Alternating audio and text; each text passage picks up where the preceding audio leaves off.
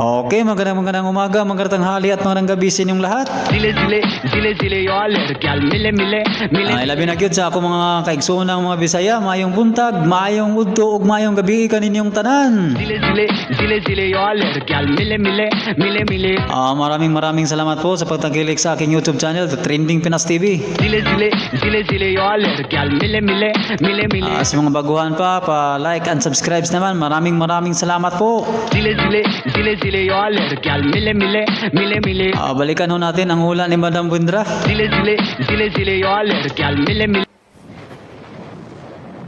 Sa ngayon po talaga magulo ang sitwasyon. Yung mga nagtatanong po, ayon po dito sa tarot, ang ating dating presidente ay ayaw ng patakbuhin ang kanyang mga anak. Ayan, kaya siya nakaganyan.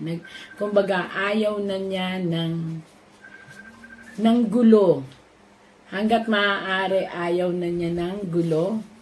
Pero, yun nga po ang sinasabi ko sa inyo, sa pansamantala po ito, na titigil ang kanilang mga mundo dahil nga po inaasikaso, maarahil ang kanilang ama, maaring nadidismaya din sila sa mga sitwasyon ng batas. Pero, dito po ay mababaliktad ang sitwasyon. Dahil dalawa sa anak ng ating dating presidente ay tatakbo sa pinakamatataas na posisyon ng politika ng Pilipinas at ito po ay taong bayan ang maglalagay. Tandaan niyo po yung prediction na ito. Maging ang isang sitwasyon ay hindi makakapigil dahil ibabind o parang mag-asawa na pagsasamahin ang puwersa ng mamamayan at ng pagiging makabayan talaga. Lalabas ang pagmamahal ng tao sa kanila. Hindi lang sa politika, kung hindi sa legacy na sinasabi. Wow! Ako po'y nagbabasa lang ng tarot, ha? Ayan po. Ayan. Kaya huwag niyong pansinin kay baliktad o hindi. Basta ang mahalaga, ang magaling na psychic po, wala iyan sa posisyon. Wala iyan sa baliktad. Nakita niyo ho ito? May isang bansa ho ito, nagsisignify so ito ng isang bansa na gumagawa ng isang malawakang tulong. Isang bansa na lalabas po na tutulong upang ang ating dating Pangulong Roa Duterte ay magkaroon ng tamang hustisya. Isang bansa, malaking bansa.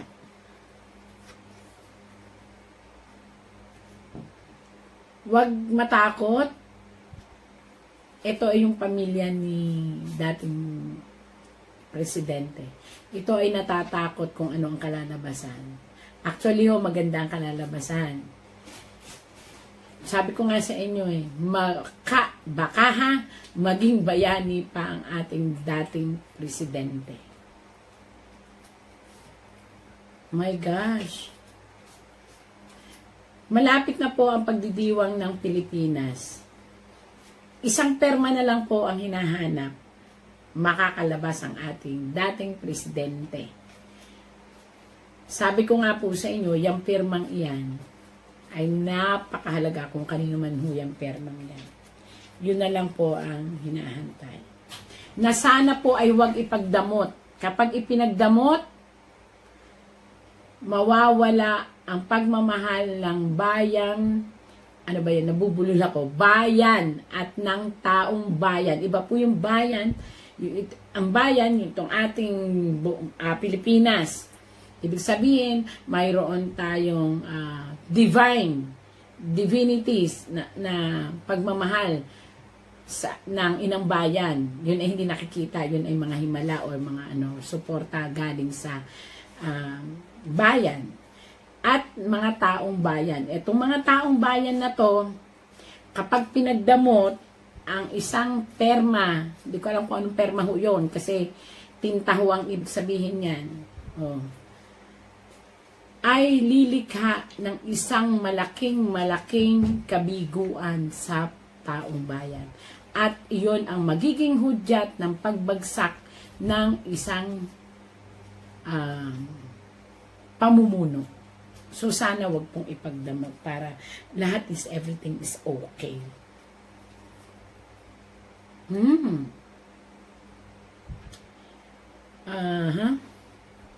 Ito po ay tagumpay. Mararamdaman po natin ang tagumpay. Kaya lang po sana bilisan.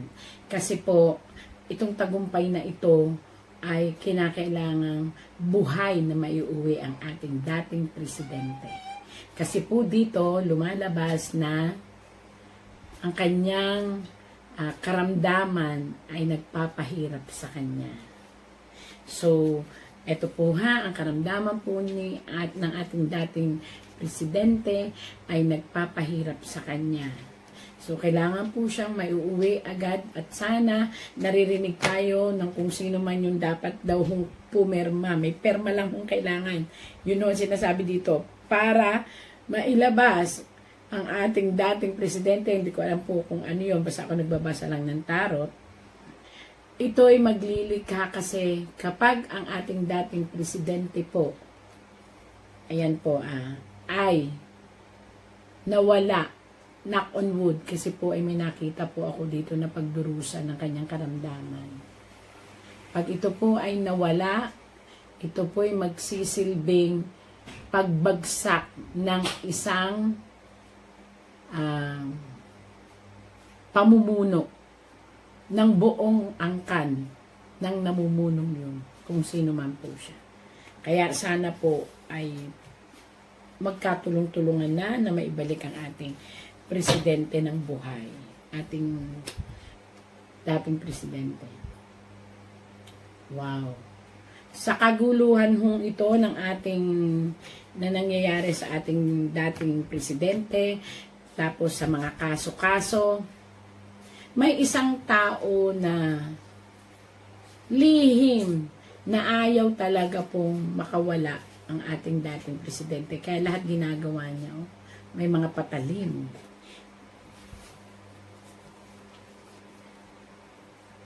Naku, sino ito? Pero, I doubt it kung sino man ho kayo. Wala ho kung mini-mention na pangalan kung sino ka man na ito ayaw na ayaw niyang makawala ang ating dating presidente. Sorry to say, mukha pong magiging bigo ang inyong kagustuhan dahil magjo-join po ang ibang bansa.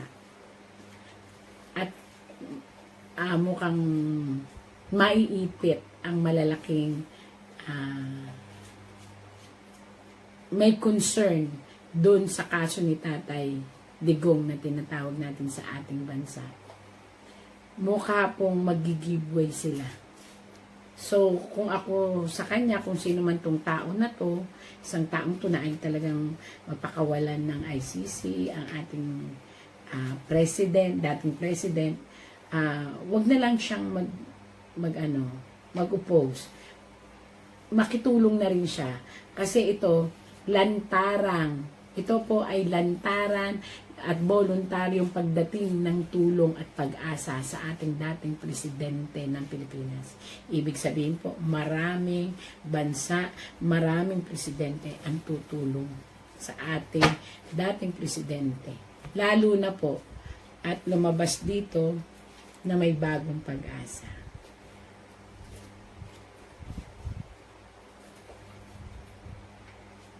Malakas ang loob ng ating Vice President. Actually, kinagigiliwan na siya ng mga tao doon sa ibang bansa. Kaya ang tawag po dito, again and again binabasa ko lang po ang sa tarot.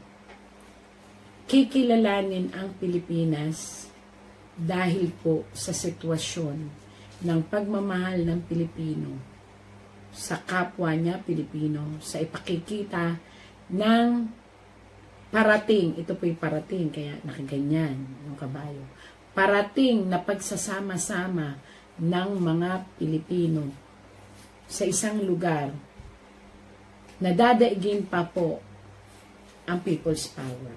Ito po yun. Hingilaw.